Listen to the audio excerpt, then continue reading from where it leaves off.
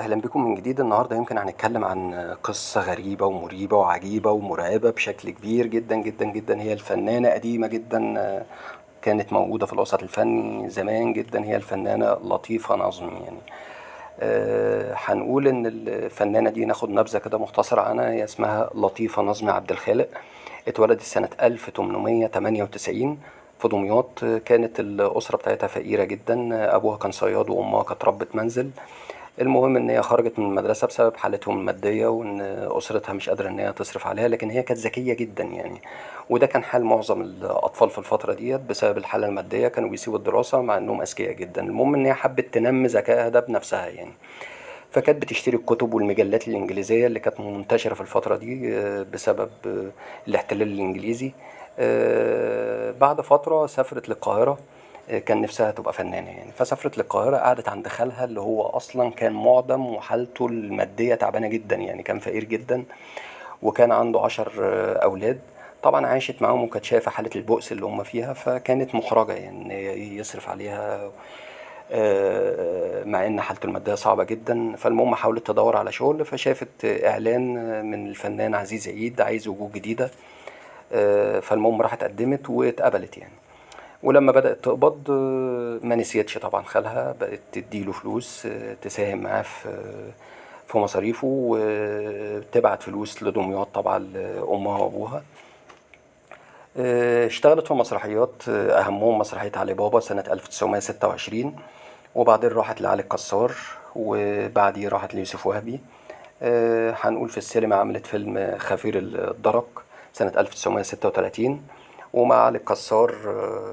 المهم في الآخر عملت مجموعة أفلام زي البؤساء، العريس الخامس، برلانتي، شهداء الغرام. المهم بدأت واحدة واحدة عيشتها بقى ترتاح شوية والأمور المادية تتظبط معاها، فبدأت تدور إن هي تستقل بحياتها وتجيب شقة يعني. المهم راحت جابت شقة، وفعلا كانت شقة في مكان كويس.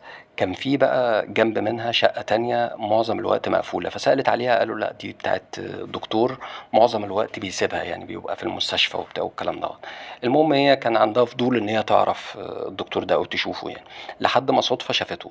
فوقفت اتكلمت معاه وعرفت منه ان هو طول الوقت في المستشفى وبره وبتاع. المهم اتعلقت بيه، قابلته اكتر من مرة لحد ما حصل ما بينهم استلطاف، وبعد كده اتجوزوا.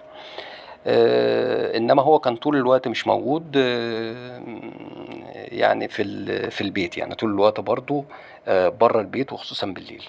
المهم اتعودت على كده ان طول الوقت يختفي وبعدين يظهر فجأة، يختفي وبعدين يظهر فجأة، لحد ما مرة اختفى وما ظهرش تاني.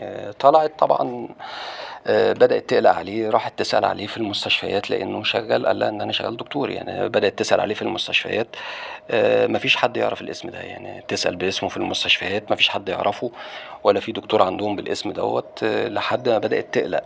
كان في أوضة مكتب دي دايما بيقعد جواها وممنوع حد يدخل فيها. بدأت تقول يعني ممكن يكون في أي حاجة توصلني ليه يعني، فدخلت وكسرت الأدراج بتاعة المكتب. المهم اتصدمت يعني، لقت طبعا حاجات غريبة جدا. لقت طلاسم مبهمة وعناوين سيدات كتير مكتوبين. إنما المهم هي طبعا اتخضت واستغربت، لكن قالت ممكن الستات دول يوصلوني ليه يعني، اخد عنوان اي واحدة واسأل عليه ممكن يكونوا عارفين مكانه فين. المهم ان هي اخدت عناوينهم. المفاجأة الكبيرة بقى ان هي اتضح لها ان كلهم اتقتلوا في حوادث مرعبة وغامضة يعني.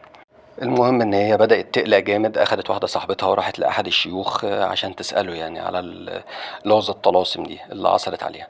الشيخ قال لها ان هي من عمل الجن، ويجب عليها الحذر من التعامل مع صاحبها لأنه جن مؤذي، ولا يتركها إلا إذا سمع الأذان، وإنهم يخافون من الظهور ليلا.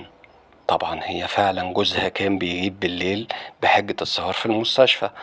لما عرف يوسف وهبي الفنان الكبير الموضوع بلغ البوليس، لكن البوليس طبعا ما صدقش موضوع الجن والعفاريت والسحر والكلام ده. المهم ان هي طلعت من الاسم لما لقت البوليس ما صدقهاش.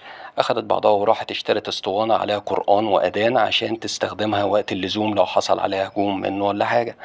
المهم ان هي ظهر لها الزوج فجأة مرة تانية، بس طبعا لما ظهر المرة دي لقى الأدراج بتاعته وأوضة المكتب متدغدغة، وإن طبعا مراته اكتشفت أمره وعرفت كل حاجة. المهم إن هو حاول يقتلها، لكن هي راحت جاية مشغلة القرآن والأذان.